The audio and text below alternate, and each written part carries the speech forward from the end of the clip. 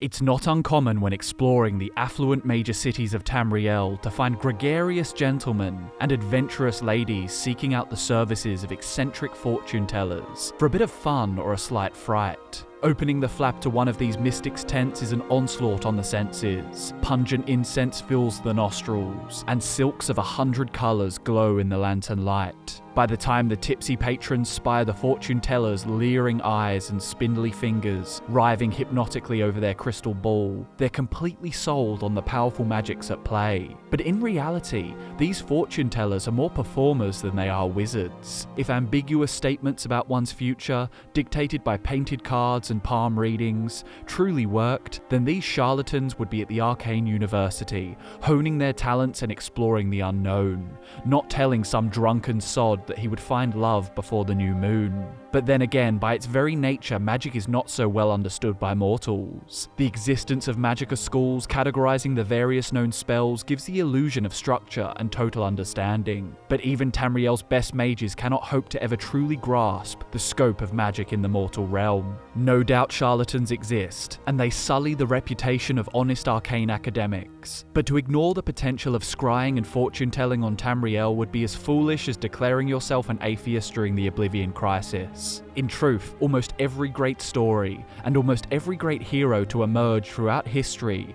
has had one key thing in common: prophecy. The Nerevarines' return to Morrowind was forecast long before the hero arrived at the port of Seyda-Neen. So too was the return of Alduin, and the rise of a Dragonborn to defeat him once and for all. The significance of prophecy in this universe can't be understated, and this is crystal clear through the name of the universe alone: the Elder Scrolls. The Elder Scrolls are literally the Aedric prophecies, which simultaneously archive the events of the past and the future. A short yet convoluted excerpt from Septimus Cygnus' Ruminations attempts to explain the role of the Elder Scrolls on the realm of mortals. He says, "Imagine living beneath the waves with a strong-sighted blessing of most excellent fabric. Holding the fabric over your gills, you would begin to drink its warp and weft. Though the plant matter fibers imbue your soul, the wretched plankton would pollute the cloth until it stank to heavens of prophecy." This quote may have provoked more questions than it answered, but in short, the Elder Scrolls hold the histories of the mortal realm, as they are fragments of creation left over from the dawn times, and their existence proves that magic can show us the future. But can any mortal channel such powers without reading the scrolls and going blind from exposure to such high concentrations of divine energy? Well, we're going to answer that question today. Before we can truly understand how scrying works in Mundus, we need to look at perhaps the most esoteric school of magic, mysticism. Even a master of mysticism magic would struggle to tell you what the school truly encompasses, as the very nature of it revolves around bypassing the limitations of both the physical world and the mortal mind. It is innately spiritual and obscure, leading the more technically minded scholars to steer well clear of the school altogether. If you have a fondness for organization, precision, and strict formulae, then don't attend a mysticism lecture. Spells from this school range from trapping souls to telekinesis, but you'd be surprised just how much magical manipulation goes into lifting that cheese wheel from a distance. Experts describe learning mysticism as embracing a temporary sort of insanity, and if that's true, be careful when lifting that cheese wheel, as you may end up eating it at a feast alongside the mad god Sheogorath himself. Mysticism seems to derive power from its conundrums and paradoxes, as if twisting the mortal mind to its limit is ingrained in the process. It relies on experimentation, which means it is ill-suited to academia, as learning from a textbook is going to be inherently counterproductive.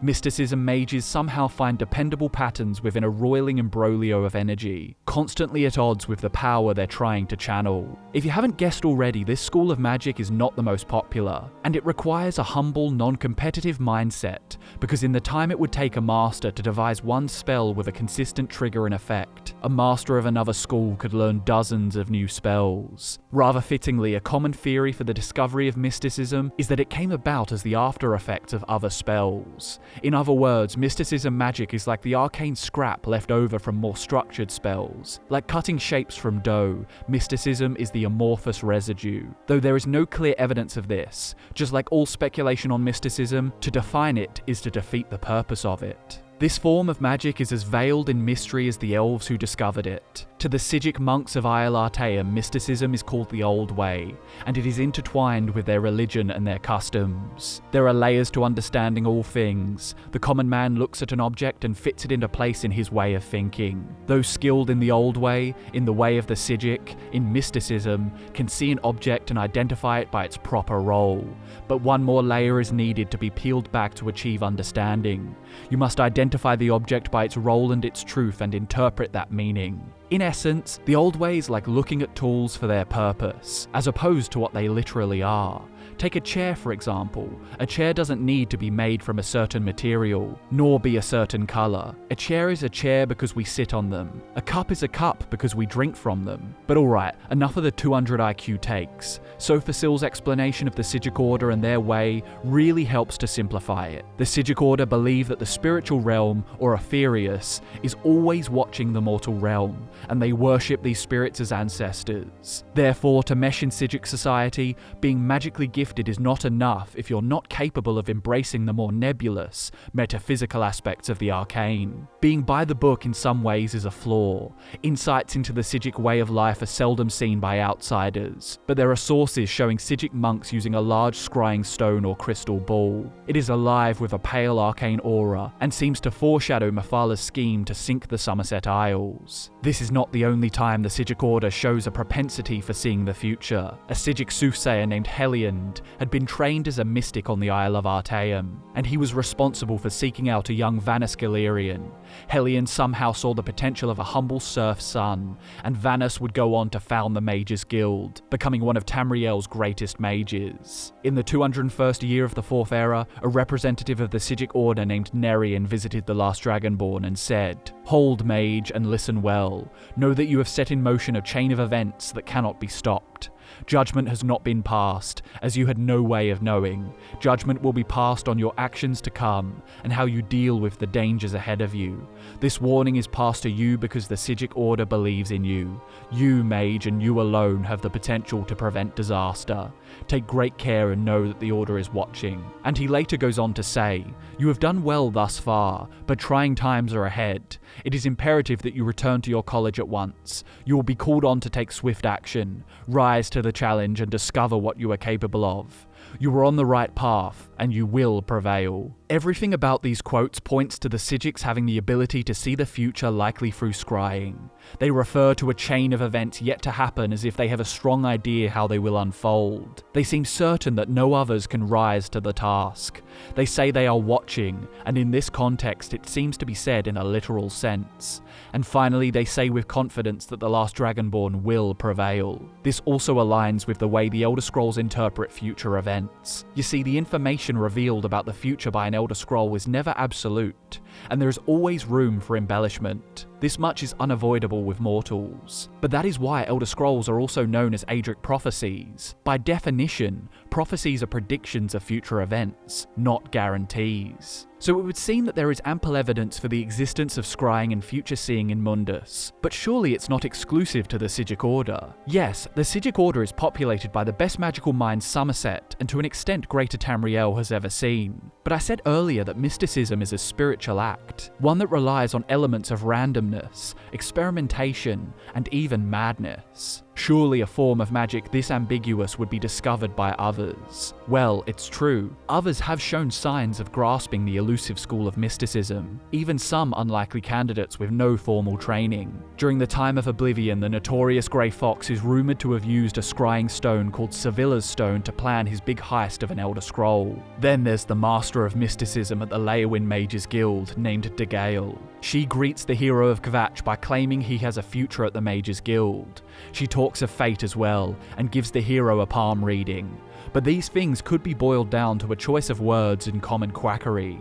The real proof comes from another mage named Agatha. She says Degale suffers from voices in her head and debilitating visions. These were kept under control by a seer's stone. Only her stone was stolen, and without it she would lose her mind to the voices. Once reunited with it, she says to the hero, "Your time has come. The Arcane University needs you, child. Great things will befall you. There will be trials, but you will prevail." evil. Sounds eerily familiar, doesn't it? And that hero would prevail, saving the Mages Guild from Manamako once and for all. 2 centuries later in Skyrim, a few others show signs of future sight. Firstly, Sybil Stentor references her scrying, though in her case, it's almost always inaccurate. Her scrying couldn't even detect the powerful necromancies being used to resurrect the Wolf Queen Patima. Apparently the Jarl of Morfall, Idgrod Ravencrone, has visions of her own, and the townsfolk call her a mystic. If Morfall comes under Stormcloak control, Idgrod will say, "It is my hope that I will one day return to Hjalmarch, but the Divines have not shown this to me." Lastly, Alava the Feeble, an elderly citizen living a quiet life in Whiterun, is said to be a seer. She does it all: tea leaves, palm readings, crystal scrying, and I'm certain every traveller who encounters her writes her off as an old loon. But when she does read the last Dragonborn's future, she predicts the massacre at the Dark Brotherhood Sanctuary. In these unlikely candidates, mysticism shows itself to be a rather unique school of magic. Its spiritual nature and reliance on the wielder to open their mind means that it is a form of magic least suited to by-the-book academics. Where there is gold to be made, charlatans will always creep out of the woodwork. But that does not mean all mystics, seers, and fortune-tellers are frauds. Nobody knows better than the priests of the Ancestor Moth cult that prophesizing is a tenuous business. Even the legendary Elder Scrolls do not claim to know the absolute truth of what lies in the future, and those who try to interpret these powers are often driven to blindness or madness. No wonder scholars shy away from mysticism. So, if you wish to buy yourself a crystal ball and see the future, if you're ready to abandon logic and embrace a temporary sort of insanity, good luck to you. But there you have it, guys. Mysticism, scrying, and the power of prophecy. I hope you enjoyed the video. Thanks so much for watching. My name is Drew, and I'll see you in the next one.